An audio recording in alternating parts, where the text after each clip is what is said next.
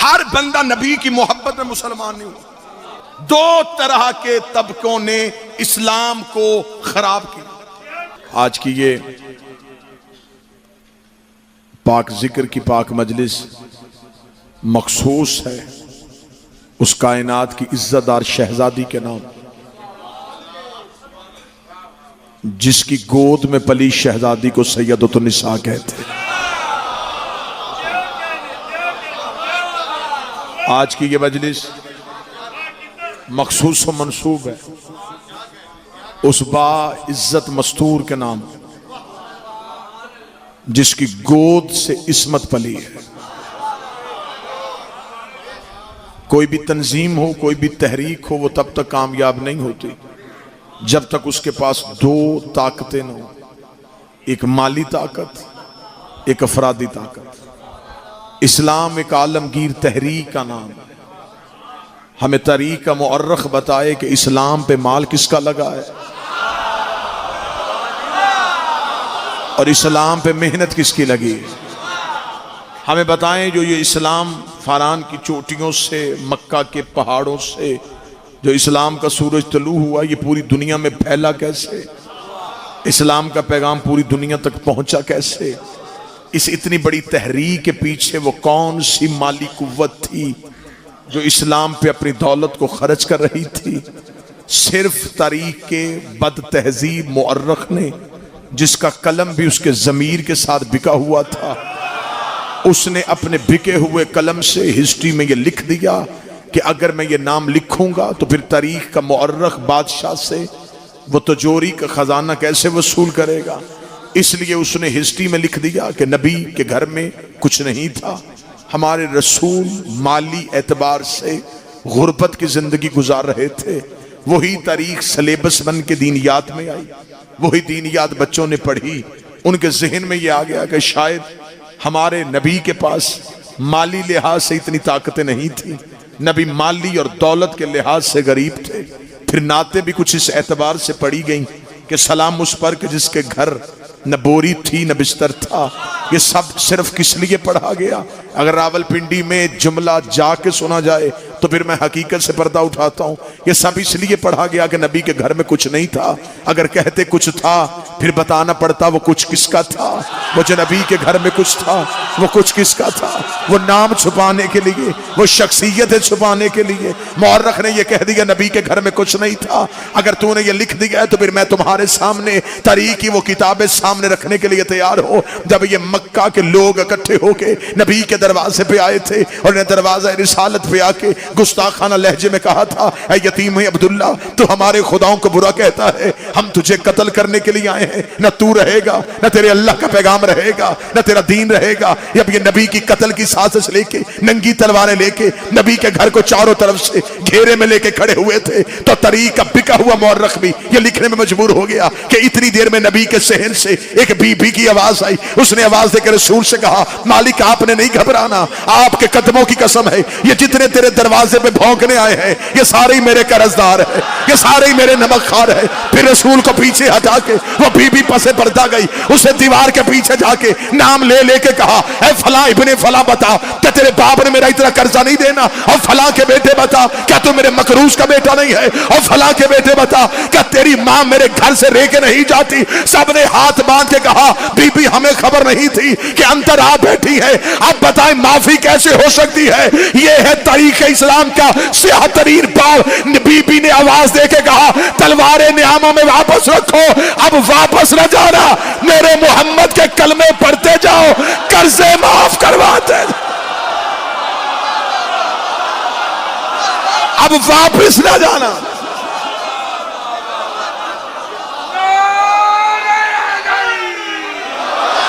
मेरे नबी के कलमे पढ़ते जाओ, कर्जे माफ करवाते जाओ। कितने हम आला ज़र्फ लोग हैं, हमने आज तक वो बंदे नहीं पूछे।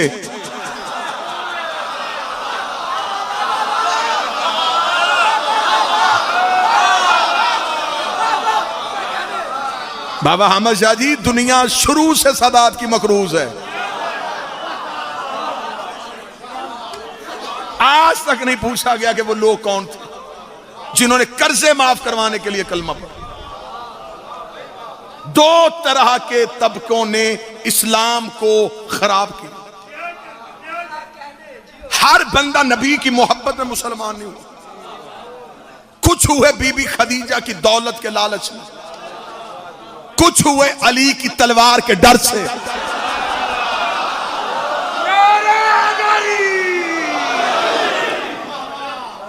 बस ये दो तबके जिन्होंने मोहब्बत में नहीं मजबूरी से कलमा पढ़ा।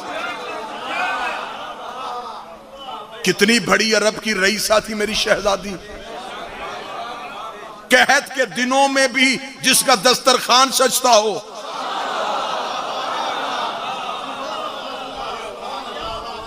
आज इतना ज्यादा अफराते ज़र होने के बावजूद, दौलत की रेल पेल होने के बावजूद, बाबा जी एक भी अमीर ऐसा नहीं जो रावलपिंडी की शहर की मस्जिदों में ऐलान करवाए कि आज पूरी पिंडी मेरे घर से खाना खाए।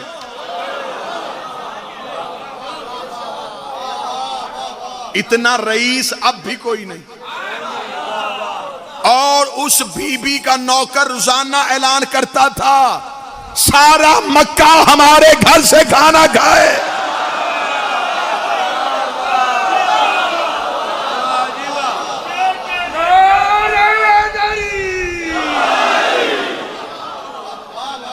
और मैं नौजवानों को, बुजुर्ग मुझसे बहुत बेहतर समझ चुके, लेकिन मैं नौजवानों को समझाने के लिए जुमला कहूं कि मैं जिस दौर की बात कर रहा हूं, अभी ज़ाहरन इस्लाम नहीं आया, अभी हमसायों के हकूक नहीं, अभी खाना खिलाने का अजर अल्लाह ने नहीं बताया,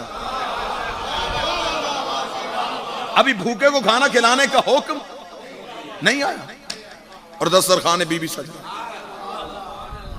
सदा से दुआ लेने के लिए कितनी अमीर थी यार सैयदों की, जिसके नौकरों के खैमों की तनाबे सोने की होती थी। जो सैयद बैठे वो तो लुत्फ लेना जी। नौकरों के खैमों की तनाबे सोने की होती, कनीजों की कमर की पेटियां सोने की होती। पूरा अरब तजारत के काफिले जाते थे, पूरी जिम्मेदारी के साथ। अगर नौजवान नस्ल के सामने हिस्ट्री पढ़ूं, 80,000 ऊंट जिसके एक रात में तजारत के लिए निकलते थे।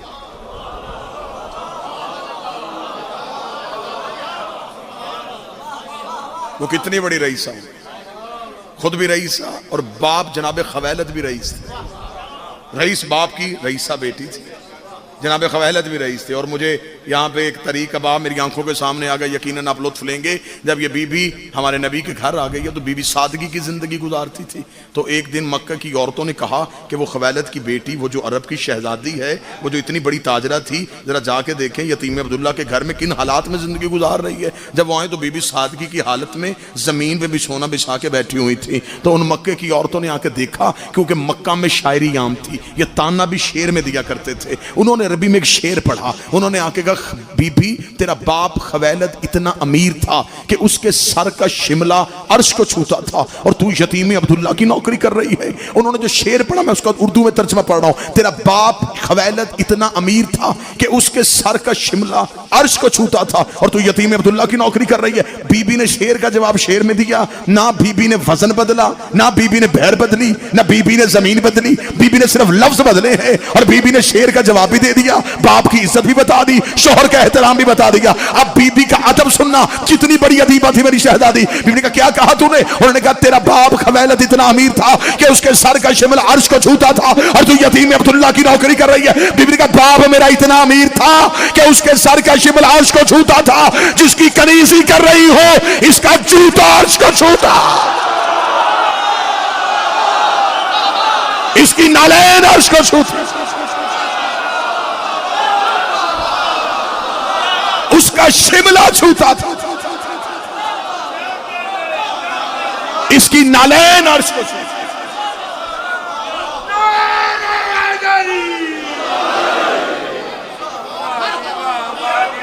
अरब की अरबपति बीबी,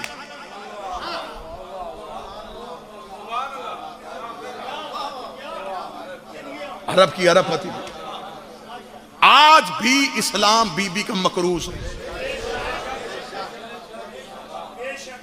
और जनाब सैयदा ने दरबार में जब हक लेने के लिए बीबी गई थी तो बीबी ने एक जुमला कहा था। बीबी ने कहा, चाहो तू मेरे बाप की विरासत मुझे नहीं दे रहा, मेरी मां का हक मुझे लौटा। मैं सिर्फ बाप की तरफ से ही हकदार नहीं, मैं मां की तरफ से भी हकदार। इस्लाम मकरूज है बीबी का। इतनी बड़ी रईसा ये बीबी कि तजारत के कितने ऊंट जी, पूरी मजलिस में जनाब सैयदा पे पढ़ना चाहता हूं अगर आपकी तवज्जो हाथ में। 80,000 ऊंट एक रात में तजारत के लिए। बीबी का तजारत का काफिला घर से निकलता। मक्के की अगर उस दौर की अब तहजीब पढ़ के देखें तो मक्का में न सनत थी न ज़राअत थी। ज़ाहरन मक्का में कारोबार कोई नहीं था। मक्का में क्योंकि खेती बाड़ी तो हो नहीं सकती थी, पहाड़ी इलाका था सारा। तजारत ही लोग करते थे और वो ही लोग तजारत करते थे जिनके पास तजारत के लिए कोई अच्छा खासा माल होता था। क्योंकि तजारत मक्का के अतराफ में नहीं होती थी, तजारत के लिए दूर जाना पड़ता था, या यमन जाना पड़ता था, या मिस्र जाना पड़ता था, शाम जाना पड़ता था। तो लिहाजा गरीब बंदा तजारत भी नहीं कर सकता। अब मक्का में दो तरह के तबके थे। एक था ताजर तबका और वो इंतहाई महदूद सा था। अब दूसरा तबका कौन सा था? मक्के में लोगों का चूल्हा कैसे जलता था। जब बीबी का तजारत का काफिला घर से निकलता तो अरब के लोग बीबी के तजारत के काफिले से सामान चुराते थे। मैं कल्चर पढ़ रहा हूं पूरी जिम्मेदारी के साथ। अब 80,000 ऊंटों में से एक दो ऊंटों से सामान निकल भी जाए तो क्या फर्क पड़ता है।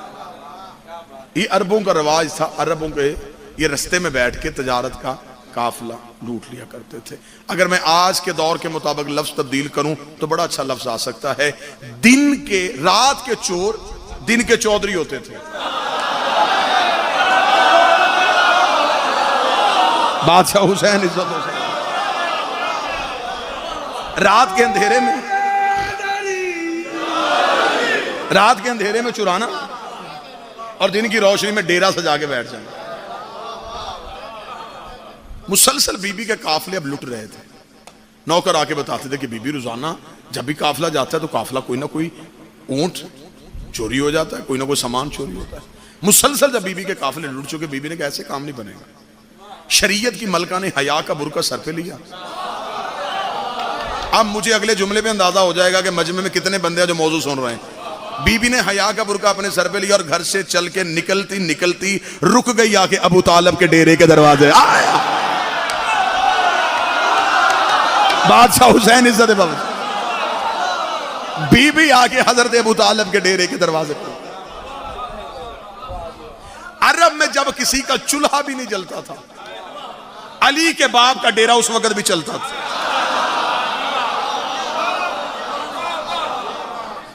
मक्के के फैसले हजरत इमरान की हवेली में होते। वो बीबी पैसे के एतबार से मशहूर व मारूफ थी, ये बुजुर्गी सियादत के एतबार से मोतबर थी। पूरे अरब में इस घर का एक रोब था। काबा की चाबी इनके घर थी। मतवल्ली काबा ये थी। जब बीबी हजरत अबू तालब के दरवाजे पे आई तो सामने मसनद में बैठे थे अली के बाप। जहन में ये रख के पूरी गुफ्तगू सुनिएगा कि अभी इस्लाम नहीं आया। जहन में आपके ये अभी इस्लाम नहीं आया, अभी ऐलान नबूवत भी नहीं हुई। बीबी पहुंची गई हजरत अबू तालब के सामने। मसनद में हजरत अबू तालब बैठे हैं। बीबी ने हजरत अबू तालब से कहा कि मैं खवैलत की बेटी हूं, नाम मेरा खदीजा है, बाप भी रईस है, मैं भी रईस हूं। मेरा बाप भी तजारत करता था, मैं भी तजारत करती हूँ। रात की तारीकी में मक्का की गलियों से मेरे तजारत के काफिले सामान तजारत लेके दूसरे मुल्कों के लिए रवाना होते हैं। हज़रत अबू तालिब ने कहा ये मैं जानता हूँ, तो आप मेरे दरवाजे पे क्यों आई हैं? बीबी ने कहा मैं इसलिए आई हूँ कि मक्के के चंद लोग रस्ते में बैठ के मेरा सामान चुराते हैं और मक्का के सरदार आप हैं।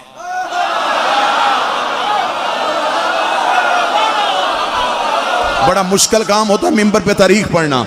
मैंने हिस्ट्री का बाब खोला है तो आपने तवज्जो हाथ पूरी रखनी है। बीबी ने कहा सरदार मक्का आप हैं, रईस मक्का आप हैं, सरदार होने की हैसियत से आपका हक बनता है कि आप मक्का के रहने वाले बासियों की हर मुश्किल को दूर करें। तो मैं भी मक्का में रहती हूं, अगर मेरी मुश्किल है तो बहैसियत सरदार आप इस मुश्किल को दूर करेंगे। अभी कुछ भी नहीं हुआ, ये उस दौर में भी मक्के में मुश्किल कुशा थे। बीबी ने कहा आपका हक बनता है कि आप मेरी मुश्किल कुशाई करें। अगले जुमले पे जिंदगियां कुर्बान हो जाएंगी, कलाम कुर्बान हो जाएंगे। हजरत अबू तालिब ने एक लम्हे के लिए सोचे बगैर कहा अच्छा आप मुतमिन होकर घर चली जाएं, आज के बाद आपका सामान कोई नहीं लूटेगा, आज के बाद आपके तजारत के काफिले को कोई नहीं देखेगा। बीबी मुतमिन होकर दरवाजे से बाहर निकली, सामने से बीबी का एक नौकर आगे बढ़ा, आगे बढ़कर बीबी क्या कहा सरदार मक्का ने? बीबी ने कहा उन्होंने कहा है कि आज के बाद तेरा सामान कोई नहीं चोरी करेगा। उसने सामने से खड़े होकर बीबी से फौरन कहा बीबी इसने कोई तरीका बताया, कोई तजवीज बताई, ये काफिले का रास्ता तब्दील करवाएंगे, हिफाजत के लिए साथ कोई मुहाफिज भेजेंगे? तरीका उन्होंने भी बताया, मुतमिन होके आप ही जा रही हैं। बीबी खदीजा नौकर से कहा शर्म कर, बड़े बड़े घरों में छोटे छोटे सवाल नहीं किया करते, बड़े बड़े घरों में छोटी छोटी बातें नहीं किया करते। उसने कहा बीबी आप इतनी मुतमिन होके क्यों जा रही है? बीबी ने कहा तुझे नहीं पता, ये जो कह देते हैं वो हो जाता। ये वाहिद तो घर है, ये ज़ुर्रियत इब्राहिम है, ये नस्ल इस्माइल है, ये जो कहते हैं वो हो रहा। जब इन्होंने कह दिया कि कोई नहीं लूटेगा, फिर अहमद शाह बीबी ने कहा फिर अब कोई भी नहीं लूटेगा। मुतमईन होकर बीबी खदीजा अपने घर आ गई। मौजू पसंद है जी? हज़रत अबू तालिब ने निशान जाती हज़रत अबू तालिब ने अपने नौकर को बुलाया। हज़रत अबू तालिब ने इन मक्के के झूठे सरदारों को जरा मेरे डेरे पे बुला। हज़रत अबू तालिब के नौकर ने एक एक दरवाजे पे कहा रईस मक्का बुला रहे हैं।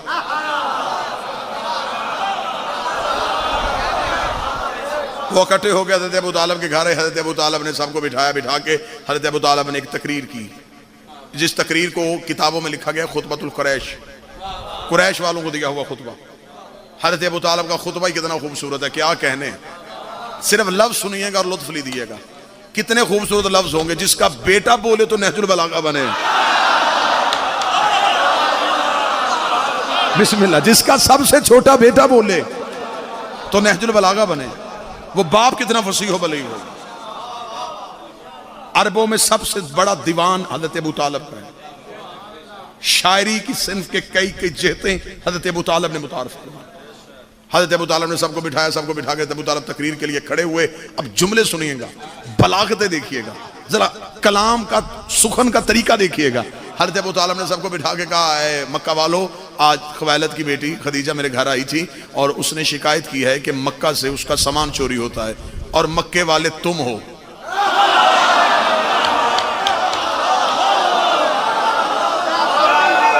मक्के वाले तुम हो तो मैंने तुम्हें इसलिए बुलाया क्योंकि वो आज ही शिकायत लेके आई है, तो मैं चाहता हूं कि दिन ना ज़ाया हो, आज ही शिकायत दूर हो जाए। तो मैंने इसलिए तुम्हें बुलाया है कि मक्का वाले तुम हो, अगर तुम में से किसी को खबर है कि कोई सामान चोरी करता है तो उसे खुद ही रोका जाए, ऐसा ना हो कि मुझे मजबूरन तलवार निकाल के उसे रोकना पड़े। इतना कहना था, या पीछे से बंदा उठ के खड़ा हो गया। उसने कहा हम तो आपके घर आए थे कि शायद आप मक्का की असलाह के लिए कोई काम करना चाहते हैं, लेकिन ये आपने क्या किया, आपने पूरे मक्का पे इतना बड़ा इल्जाम लगा दिया। आप नहीं जानते कि हम भी अच्छे खानदानों के लोग हैं। इतना कहना था। किताबें कहती हैं फिर हजरत अबू तालिब के चेहरे पे एक यकदम रोब आया। जलाल के आल में हजरत अबू तालिब ने कहा खामोश होकर बैठ जा, तुझे नहीं पता हमारे सामने खानदानों पे फख्र नहीं किया जाता, हमारे सामने हसब पे फख्र नहीं किया जाता। उन्होंने कहा फिर आप हमें बुला के क्या समझाना चाहते? मुझे कोई बंदा कहे पूरी रात बोल, इस जुमले से वजनी जुमला मेरे पास है ही नहीं। हजरत अबू तालिब ने कहा मैंने तुम्हें घर बुला के समझाया है, औरत के काफिले लूटना कोई मर्दानगी नहीं है। हाय हाय हाय,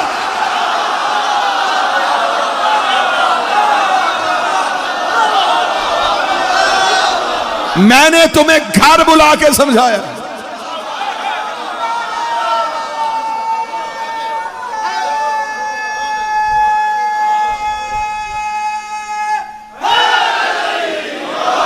औरत के काफिले लूटना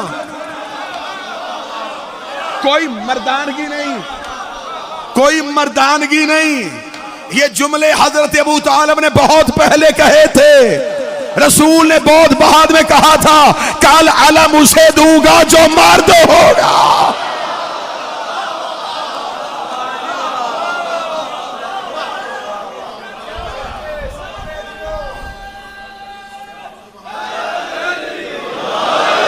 औरत के काफिले उठे, कोई मर्दानगी नहीं, मर्दानगी चेहरे का नाम नहीं, मर्दानगी किरदार का नाम। औरत के काफिले लूटना कोई मर्दानगी नहीं। कितना बड़ा जुमला था ये, मार नहीं दिए सारे, बगैर तलवार के लड़ नहीं गए हजरत अबू तालिब। इससे अगला जुमला इससे भी ऊपर जाएगा। रावलपिंडी का अगर एक एक बंदा ज़हनी तौर पे हाजिर है तो अगला जुमला इससे भी ऊपर जाने लगा। हज़रत अबू तालिब ने बड़े जलाल के आलम में, औरत के काफिले लूटना कोई मर्दानगी नहीं, कमा के खाया करो।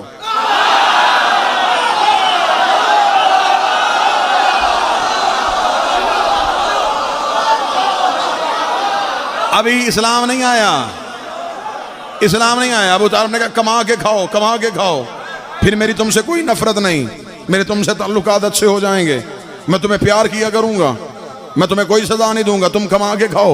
ये बहुत पहले हजरत अबू तालिब ने कहा था कि कमा के खाओ, मैं तुमसे मोहब्बत करूंगा। अल्लाह को अबू तालिब का जुमला इतना पसंद आ गया, खुदा ने कहा ये जुमला मैं संभाल के रखूंगा, मुझे इस जुमले को कुरान में जगह देनी है। खुदा ने फिर कह दिया अल कासिब हबीबुल्लाह, हाथ से कमाने वाले को अल्लाह दोस्त रखता।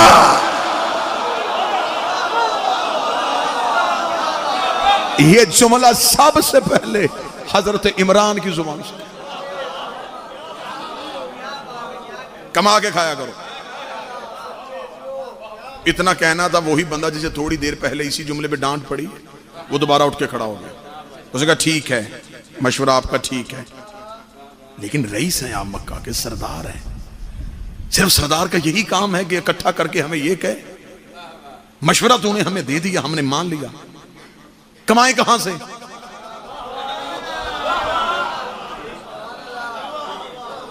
करेंगे? सिर्फ हमें यह कहना मकसद था? सरदार है मक्का के, हमारे कारोबार का मुआश का बंदोबस्त की जिम्मेदारी आपकी है। तो हजरत इमरान ने कहा अगर तुम्हारी यही मसला था कि तुम्हें कमाने के लिए कोई कारोबार नहीं मिल रहा तो तुम मुझे पहले बता देते, मैं तुम्हें कारोबार करवा देता। उन्होंने कहा आप बताएं, अगर हम कारोबार करना चाहें तो हम अपने बच्चों के लिए, अपने लिए क्या कारोबार सोचें? अगला लम्हा नहीं लगाया हजरत इमरान ने, पूरा मजमा चुप हो, बाबा जी आपने लुत्फ लेना है। हजरत इमरान मुस्कुरा कहते अगर तुम चाहो तो मैं तुम्हारी इसी बीबी से हिस्सेदारी रखवा दूं।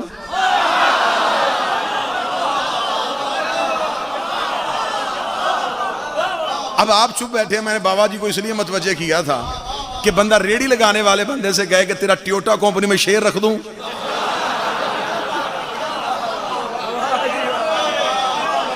तो वो बंदा तो परेशान होगा ही। उन्होंने जब सुना ना, उन्होंने कहा जी कि हम उससे हिस्सेदार। हाँ तो बता, हाँ तो फिर क्या हुआ, उससे हिस्सेदारी करवा देता हूं। उन्होंने कहा कैसे करवाएंगे, हमारे पास इतना कुछ है। ले जी, जितने नौजवान बैठो सर उठाओ, इल्म मुआशियात का, इल्म अकाउंट्स का सबसे पहला कानून अली के बाप ने बनाया था।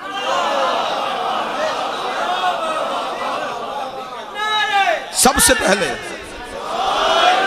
पहले अली ने बनाया था। और हसनैन, आज भी दुनिया की इस्लामिक बैंकिंग निजाम अबू तालिब के बनाए कानून पे चल रहा है। यह सबसे पहला इस्लामिक बैंकिंग निजाम का सबसे पहला तरीका, सबसे पहली जिहद हज़रत अबू तालिब ने मुतारफ करवाई थी। कैसे करवाई थी? हज़रत अबू तालिब ने कहा मैं तुम्हारी उस बीबी से हिस्सेदारी करवा देता हूं। उन्होंने कहा कैसे करवाएगा? हज़रत अबू तालिब ने कहा जाओ अपने घरों में चले जाओ, जिसके पास एक ऊंट है एक ऊंट ले आए, जिसके पास एक घोड़ा है घोड़ा ले आए, जिसके पास एक बकरी है एक बकरी ले आए, जिसके पास कुछ भी नहीं है अपने घर से एक मुठ जौ की लाके बीबी खदीजा के काफिले में रख दो। जब तजारत का काफिला वापस आए, जिसका एक ऊंट है दो ले लेना, जिसके दो ऊंट है चार ले लेना।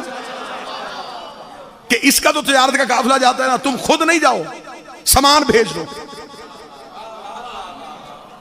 वो उस शहर उस मुल्क में जाके बिकेगा, मुनाफा तुम्हें घर बैठे मिलेगा।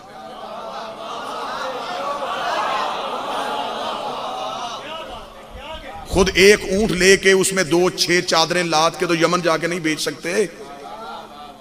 तो ऐसे करो, चादरें इन्हें दे दो, ये बेच देंगे, जहां अपना बेचेंगे तुम्हारा बेच देंगे, जब वापस आएंगे तो उतना मुनाफा ले लेना। अरब में ऐसा कारोबार किसी ने पहले कभी सोचा ही नहीं कि घर से भी नहीं जाना, बंदों को तो अल्लाह ऐसा कारोबार दे, करना भी कुछ नहीं, दुकान किराए पे, मकान किराए पे, प्लाजा किराए पे, ये काम उन्होंने कहा करना भी कुछ नहीं और मुआवजा भी मिलेगा। हज़रत अबू तालिब ने कहा हाँ मिलेगा।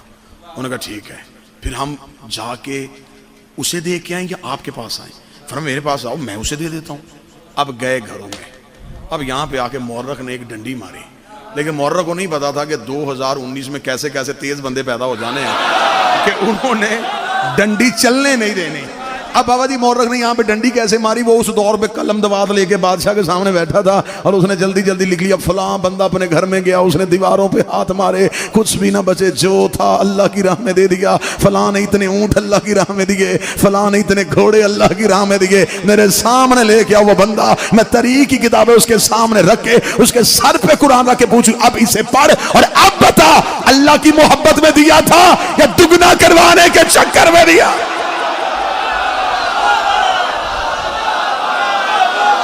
किसी ने अल्लाह की राह में नहीं दिया।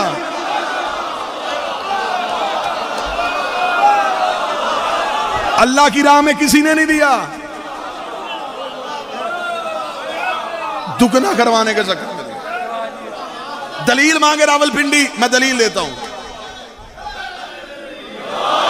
अगर आप दलील चाहते हैं तो मैं दलील देता हूं। वो खुदा किसी का भी कर्ज नहीं रखता। बाबा जी हो ही नहीं सकता था कोई बंदा अल्लाह की राह में देता और गर्दे सब अल्लाह कुरान में आयत ना भेजता। जिन्होंने ऊंट दिए उनके लिए एक आयत भी नहीं, और जिन्होंने 3 रोटियां दी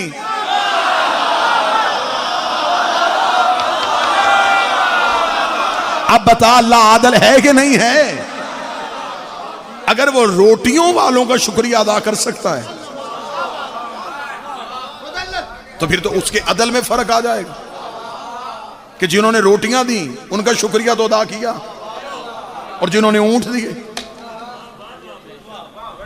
अब ये तो तय हो गया कि अल्लाह की राह में ये था नहीं, ये कारोबार के लिए था, बिजनेस के लिए था। अब दिया, अब आए हज़रत अबू तालिब के पास, हज़रत अबू तालिब को कहा ये है जी माल, ये हम आपको दे के जा रहे हैं, आपने उन तक पहुंचाना है और जब काफिला वापस आएगा हमने फिर आप ही के घर आना है और आपसे मुनाफा लेना है। हज़रत अबू तालिब का सामान यहाँ मेरे सहन में रख के तुम अपने घर चले जाओ। अभी सुबह को आई है बीबी, उसी दिन की सुबह को बीबी शिकायत लेके आई है, अभी वो सूरज गरूब नहीं हुआ और ये सारा प्रोसेस हो चुका है और अब माल हज़रत अबू तालिब के सहन में पहुंच चुका है। मुद्दत हो गई है मुझे रावलपिंडी में हाजिरी देते हुए, 70 यूं दिलों में उतरे ना तो फिर हक अदा कर देना दात का। यूं ही सहने हजरत इमरान में इन्होंने लाके सामान रखा, ये अपने अपने घरों में गए। हजरत अबू तालिब ने अपने नौकर को कहा बीबी खदीजा के नौकरों को बुला, बीबी खदीजा के नौकर आए। हजरत अबू तालिब ने कहा सामान पूरा करो, यही चोरी हुआ था, वो बंदा मुझे नजर नहीं आ रहा जिसे मेहनत में बोलने की आदत है, वो बंदा सर उठा, सामान पूरा करो। अभी सुबह शिकायत आई थी, इतनी जल्दी कोई हेल्पलाइन नहीं मदद करती, ये पूरा करो, ये पड़ा है तुम्हारा सामान, ये पड़ा है तुम्हारा सामान। और चोर अपने हाथों से, बाबा जी पूरा मजमा चुप हो जाए, लुत्फ आपने लेना है, ये सैयदों की पहली रिकवरी है जो पूरी हुई है।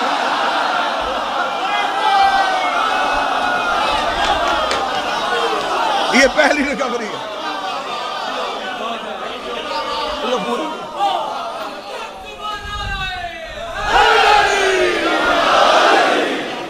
चोर अपने हाथों से, पूरे मजमे से सबसे ज्यादा मौजू बाबा जी को पसंद आ रहा है क्योंकि सराद का माल आ रहा है ना वापस। अब अपने हाथों से सामान चोर खुद दारैन छोड़ के हज़रत अबू तालिब घर चले गए। हज़रत अबू तालिब ने बीबी खदीजा के नौकर परेशान, उन्होंने कहा कहां से मिला? अब अगली लफ्ज सुनिएगा, है लफ्ज ही सिर्फ क्योंकि तारीख है, इसमें अब खताबत तो डाली नहीं जा सकती। हज़रत अबू तालिब ने कहा ये नहीं पूछना कि कहाँ से मिला, सामान उठाओ, उस बीबी को जाके दो, उसे कहना कि तूने सुबह शिकायत की थी, सामान हमने करवा दिया तेरा पूरा, अब एक काम तू भी करना, जब तजारत का काफिला वापस आए ना, अपने माल का कोई सदका, हाय हाय, और सदका बांट देना, फिर चोरी से बच जाएगा। माल का सदका दे देना, माल का सदका दे देना। बस मेरा अंदर तो इसी तरह चीर हो रहा है कि सदके भी खाते रहे, सैयद भी होते गए। फरमाए इस माल का कोई सदका इन्हें बांट। फिर सोच लेना अभी ज़ाहरन इस्लाम नहीं आया, इस्लाम के लिए जमीन जरखेज हो रही है, अभी कहीं अल्लाह का हुक्म नहीं आया कि अपने माल का सदका गरीब के लिए निकाले। अरे अबू तालिब ने उस बीबी से जाके कह देना कि तू क्योंकि मालदार है और तेरे पास माल है और मक्का में बाकी लोग गरीब रहते हैं, अपने माल का कुछ सदका बांट देना। जब ये सही बुखारी में लिखा है कि जब फतह खैबर के बाद मुसलमान वापस आए थे ना मदीना, तो एक एक सहाबी के पास एक एक कंतार सोना था। कंतार किसे कहते? एक ऊंट की खाल में जितना सोना आ जाए, एक ऊंट की खाल। और उस दौर के ऊंट भी आज के ऊंटों जैसे नहीं होते थे, बंदे भी लंबे होते थे,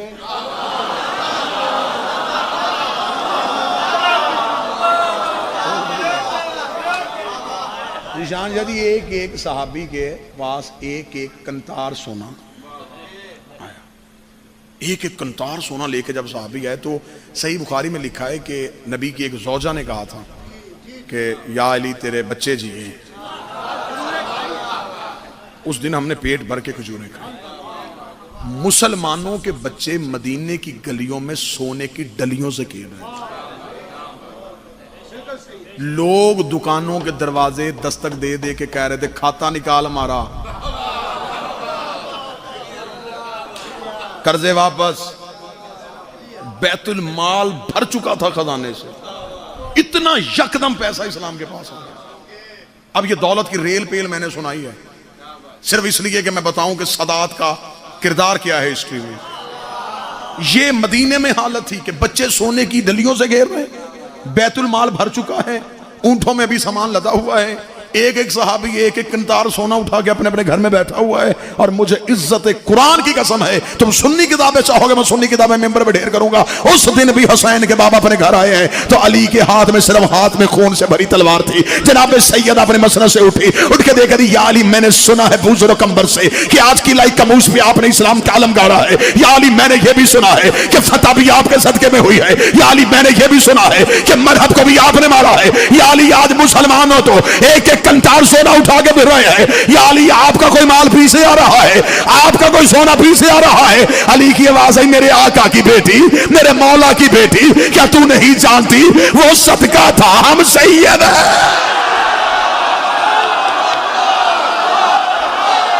वो सदका था।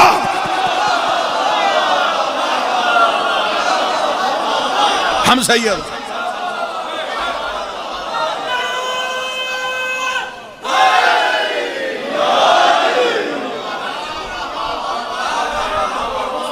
बांट दिया।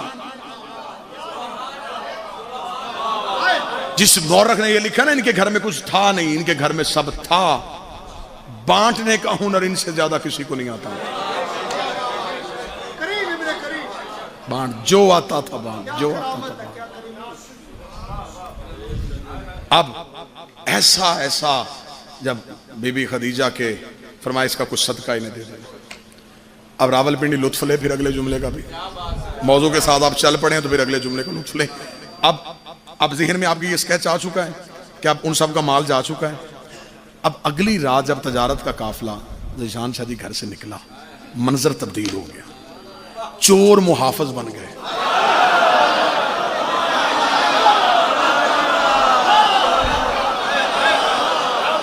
लुटेरे पहरेदार हो गए। तलवारें निकाल के काफले के आगे सीना चौड़ा करके चल रहे थे। लोगों से कहे रास्ता छोड़ो, हमारा माल आ रहा है।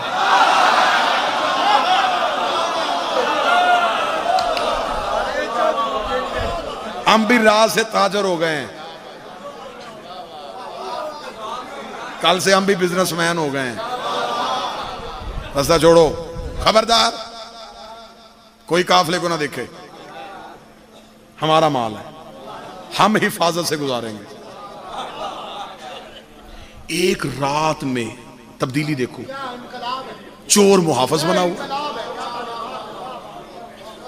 खुद हिफाजत, जहां से लूटते थे वहीं से खुद गुजारा, रेड जोन एरिया क्लियर करवाया,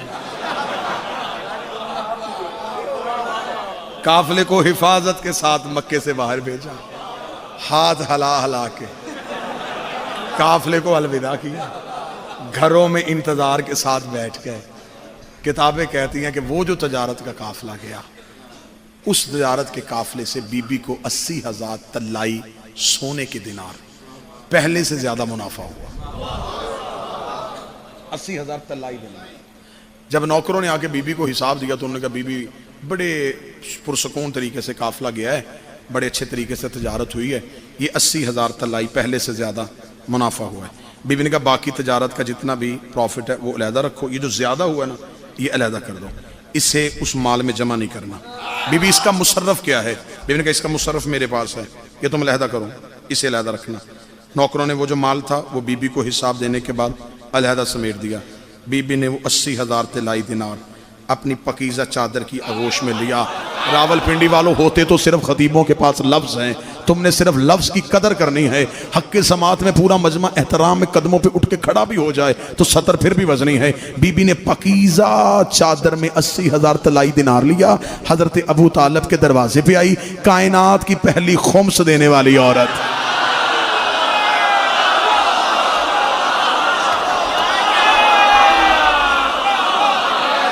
कायनात की पहली खुम्स देने वाले हो, हक के सदात समझ के, सहमे सदात समझ के सैयदों के दरवाजे पे आई।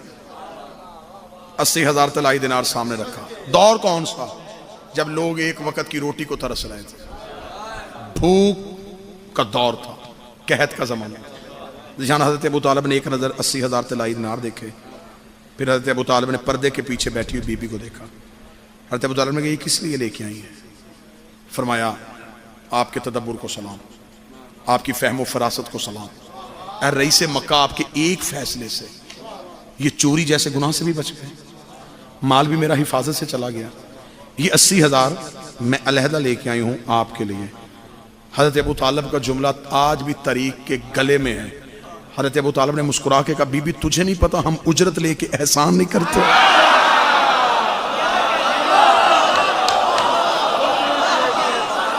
हम पैसे के लालच में तो एहसान नहीं करते। उसने कहा फिर हम भी शर्मिंदगी की जिंदगी नहीं जीते। आपने एहसान किया, आपको कुछ रखना पड़ेगा। अगर किसी मुल्क से जायदाद चाहते हैं तो मैं जायदाद दे देती हूँ, तजारत में हिस्सेदारी चाहें तो मैं तजारत दे देती हूँ। आपने एहसान किया है, आपको कुछ रखना पड़ेगा। मैं चाहती हूँ कि अब मेरी तजारत आपके साथ चले, क्योंकि आपके फैसले ने एक लम्हे में, एक रात में मक्के के हालात भी तब्दील कर दिए। आपके फैसले की बरकत से मेरे रिस्क में भी बरकत आ गई है। मैं चाहती हूं कि आप मेरे साथ हिस्सेदारी कर लें। हजरत अबू तालिब मान नहीं रहे थे, बीबी खदीजा उठ नहीं रही थी। जब दो बड़ों की बात हो जाए तो कोई बड़ा ही तय करता है। अभी ये दोनों आपस में बहस कर रहे थे, ये दरमियान में फिर तौहीद ने अपना फैसला उतार दिया। हज़रत अबू तालिब ने एक लम्हे के बाद फौरन मुस्कुरा के कहा अच्छा तो फिर आप कुछ करना चाहती हैं? जी कुछ करना चाहती हूँ। अबू तालिब ने कहा फिर ऐसे कर लेते हैं, आप ये 80,000 तलाई दिनार उठाएं, अब अपने घर चले जाएं। तो फिर क्या होगा? फरमाया कल मेरा बेटा मोहम्मद आएगा,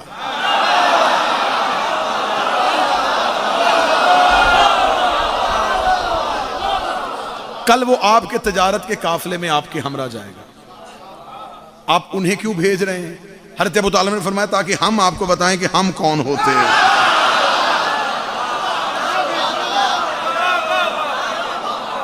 बीबी ने कहा कि अगर आपके पाकीज़ा कदम मेरे गरीब खाने पे आएंगे तो इज्जत में इजाफा होगा, मैं चाहती हूं कि आप भी खुद तशरीफ लाएं।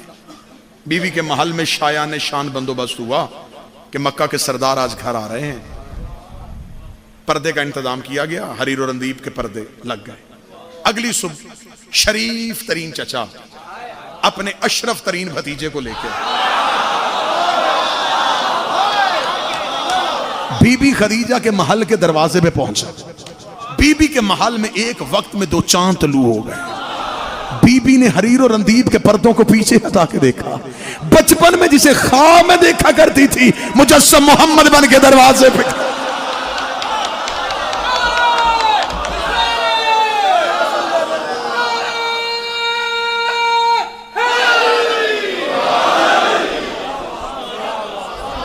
फौरन मेहमानों के लिए बेहतरीन बैठने का बंदोबस्त हुआ। दरम्यान में पर्दा लगा, पर्दे के पीछे मसनद आई बीबी की।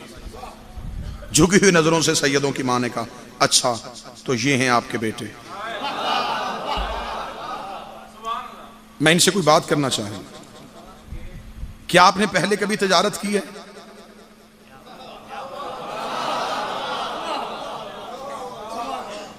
रिसालत इमाम ने कहा, ज़ाहरी तौर पे कभी किसी काफिले के साथ गया नहीं, लेकिन इस्मत के काफिले का सलार मैं हूं।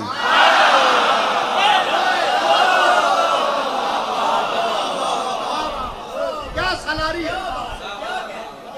चंद लम्हे के लिए अभी नबी बोले थे। बीबी खामोशी से उठी, पीछे गई तो सफ बांध के नौकर खड़े थे।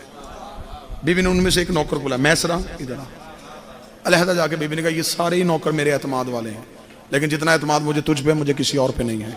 मैसरा वो सरदार अबू तालिब का बेटा है, उसने आज रात काफिले में साथ जाना है। मैसरा मैं तुझे अलहदा इसलिए लेके आई हूँ, तूने काफिले में साथ होना है। मैं मस्तूर बन के काफिले में साथ नहीं जा सकती, तूने काफिले में साथ जाना है। तुझे एक बहुत अहम जिम्मेदारी दे रही हूँ, ना तूने बोरी उठानी है, ना तूने बोरी रखनी है, ना तूने ऊँट हाँकना है, ना तूने ऊँट चलाना है, ना तूने माल बेचना है, ना तूने नफ़ा गिनना है। मैसरा तेरा सिर्फ एक बहुत अहम जिम्मेदारी है। मैसरा देता, बीबी मेरी जिम्मेदारी क्या है? बीबी देख रही, मैसरा सिर्फ एक काम करना है, इस मोहम्मद के पीछे साया बन के रहना है और मुझे वापस आके बताना है इसका उठना कैसा है, इसका बैठना कैसा है, इसका खाना कैसा है, इसका पीना कैसा है, इसका सोना कैसा है, इसका जागना कैसा है, इसके चलने के तरीके क्या हैं, इसके खाने के सलीके क्या हैं, इसके पहनने के आदाब क्या हैं। बीबी बोलती रही। मैसरा ने पीछे मुड़ के देखा, मुड़ के देख के कहता, बीबी एक लम्हा रुकिए, इसका साया बना रही हैं, पीछे मुड़ के देखिए, उनका तो अपना साया ही कोई नहीं।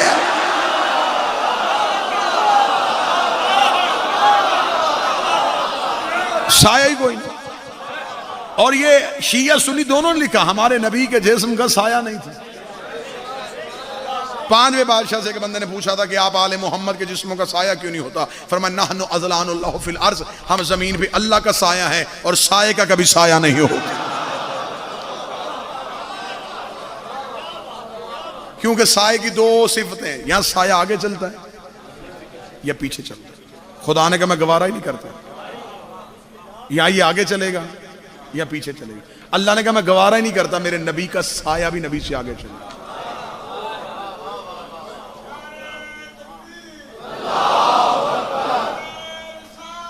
यार यार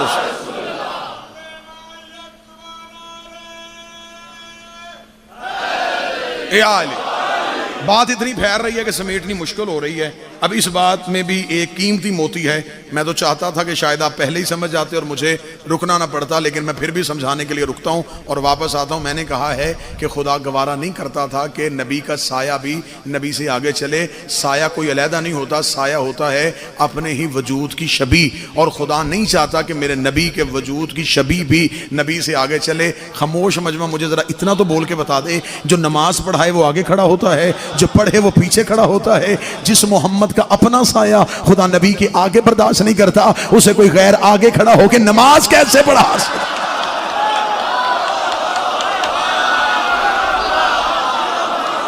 जब नबी के आगे नबी का साया नहीं आता। फिर आप अहले सुन्नत उलमा से पूछ लीजिएगा, आप मेरे सुन्नी उलमा से पूछ लीजिएगा कि नबी का साया पीछे क्यों नहीं चला, तो वो फौरन बता देंगे कि पीछे इसलिए नहीं चला कि पीछे चलते थे नबी के सहाबा, और अल्लाह गवारा नहीं करता कि किसी सहाबी का पांव नबी के साये पे आ जाए। किसी सहाबी का पाँव नबी के साए पे आ जाए, सहाबी का पाँव नबी के साए पे आ जाए। मैं चाहता था इस जुमले को भी ना खोलता, आप समझ आते, फिर मुझे खोलना पड़ रहा है। ये है सहाबा और अहले बैत में फर्क। सहाबा का कदम अल्लाह साए पे बर्दाश्त नहीं करता, अहले बैत को शानों पे खड़ा कर।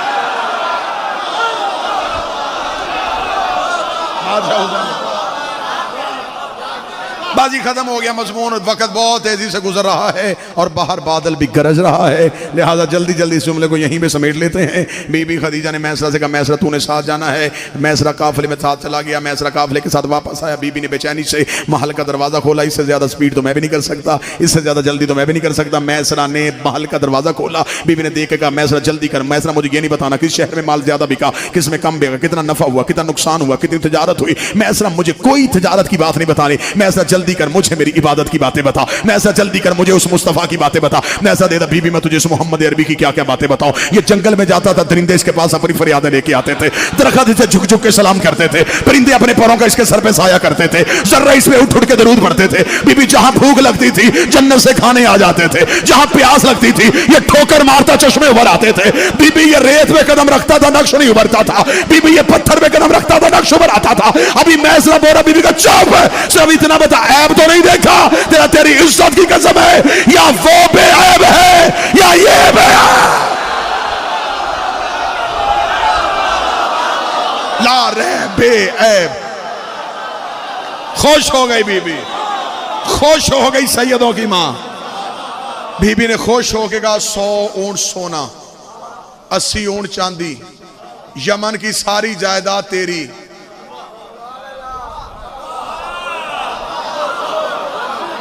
फिर पढ़ूं, 100 ऊंट सोना,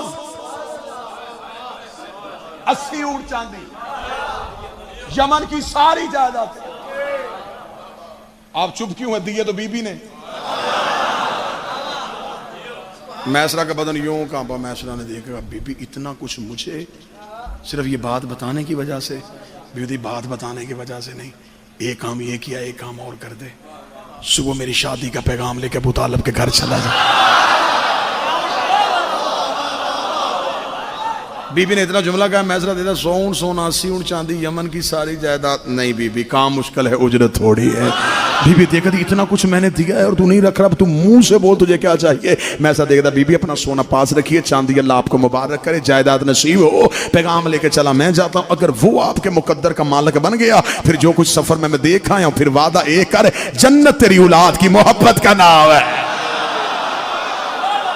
जन्नत है, मुझे जन्नत है। अब यहां पे जो सवाल जहनों में उभरा, मैं उस सवाल का जवाब जो आपसे इजाजत लूं। सवाल जहनों में ये उभरा कि पैगाम बीबी ने क्यों भेजा? चाहिए तो ये था कि पैगाम तो नबी के घर से आना चाहिए। ये इसमें भी खुदा की हिकमत पोशीदा थी।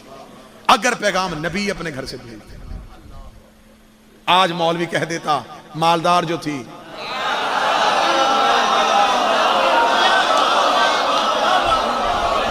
इस्लाम को पैसे की जरूरत थी, रसूल ने अरब की शहजादी को शादी का पैगाम भेज दिया। मौलवी बड़ी तेज चीज है। या फिर उसने दूसरा राह निकाल लेना था कि मालदार औरत को शादी का पैगाम भेजना नबी की सुन्नत है।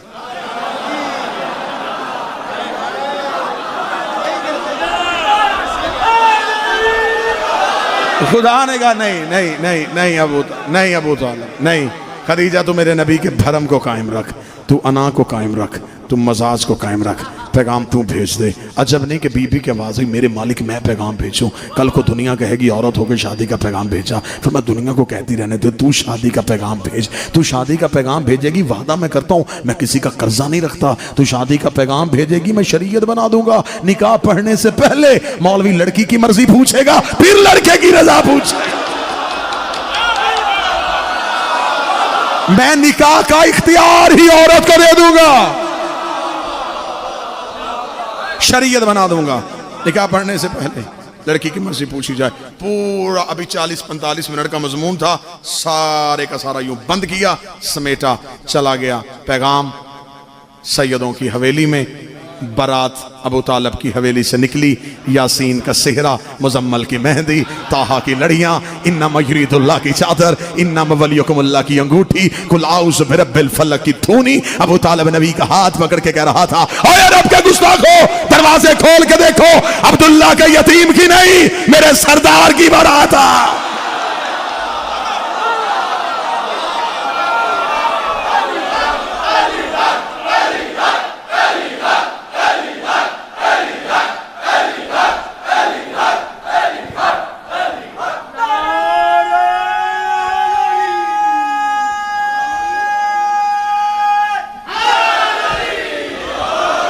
बारात इस सज धज के साथ नबी की बीबी दरवाजे पे पहुंची। बारातियों में कहीं इब्राहिम, कहीं इस्माइल, नबी के हुस्न का सदका देने के लिए यूसुफ, रास्ते में पानी छिड़काने के लिए इस्माइल। बारात पूरे रोब के साथ बीबी खदीजा के महल के दरवाजे पे पहुंची। दरवाजे पे पहुंचते ही बारातियों का रोब थम गया। इस्तकबाल करने वालियों में कहीं मरियम, कहीं हव्वा, कहीं आसिया, कहीं सारा। बारात बिठाई गई। पूरी कायनात को खिलाने वालों ने बीबी के घर से खाया।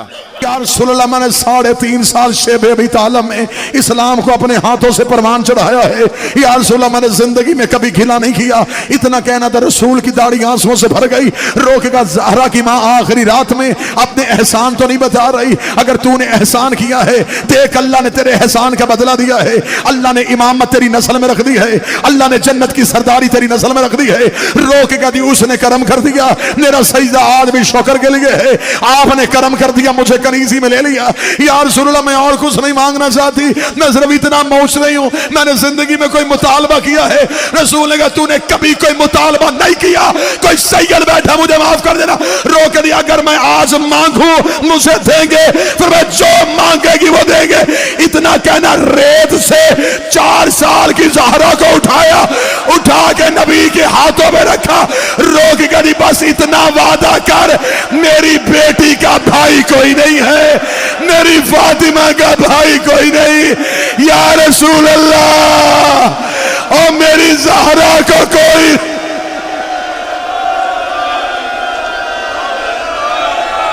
मेरी फातिमा का भाई कोई नहीं।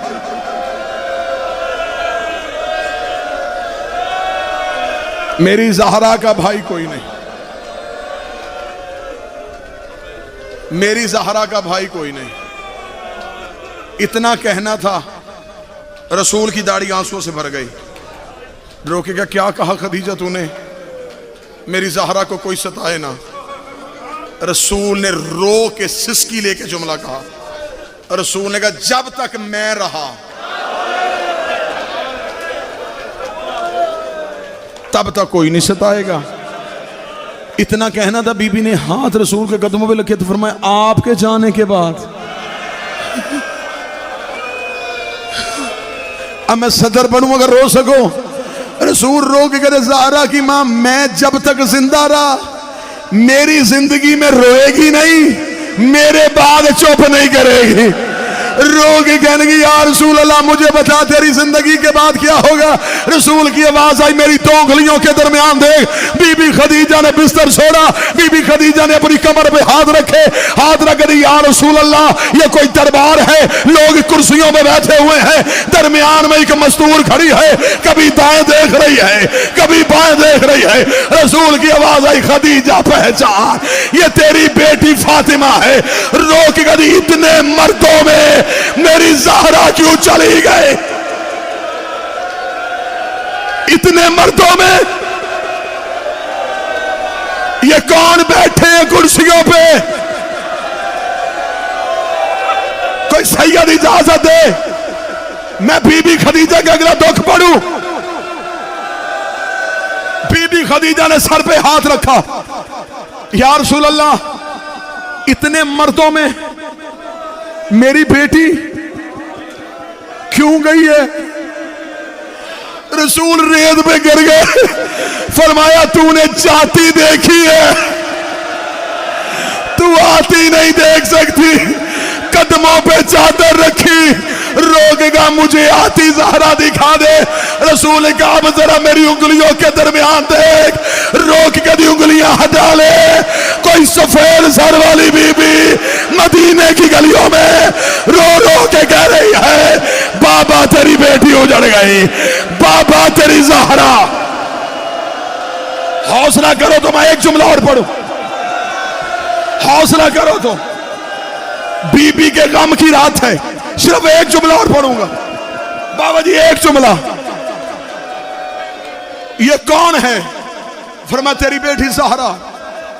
या रसूलल्लाह मेरी बेटी के सर के बाल सफेद क्यों हुए? या रसूलल्लाह ये क्यों गई थी? फरमाया हक लेने।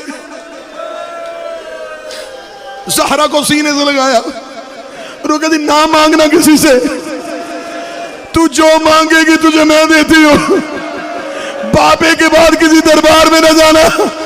इतना जुमला कहना तो रसूल ने फरमाया खदीजा ना रोक, इसके जाने के साथ ही इस्लाम में पता चलना है किस किस ने इस्लाम पे क्या क्या किया है। इतना जुमला कहने के बाद रसूल की आवाज है, खदीजा अगर देखना चाहती है ना तुझे तेरी बेटी का आखिरी वक्त दिखा दो। फरमाया या रसूल तुझे तेरी नबूवत का वास्ता दिखा। रसूल की आवाज है, खदीजा बर्दाश्त करेगी? हाँ या रसूल बर्दाश्त करूंगी। फरमाया मेरी दो उंगलियों के दरमियान दे। बीबी खदीजा ने रेत उठा के सर में डाली, रोक दे। 40 बंदे दरवाजा गिरा रहे हैं, कोई अकेली दरवाजा रोक रही है। किसी के हाथ में ताजियाना है, किसी के हाथ में कोड़ा है, किसी के हाथ में तीर है। कोई दरवाजे पे ताजियाना मार के कह रहा है दरवाजा छोड़। अकेली रो रो के कह रही है, ओ बाबा ओ तेरी ज़हरा उजड़ गई, ओ तेरी बेटी गई।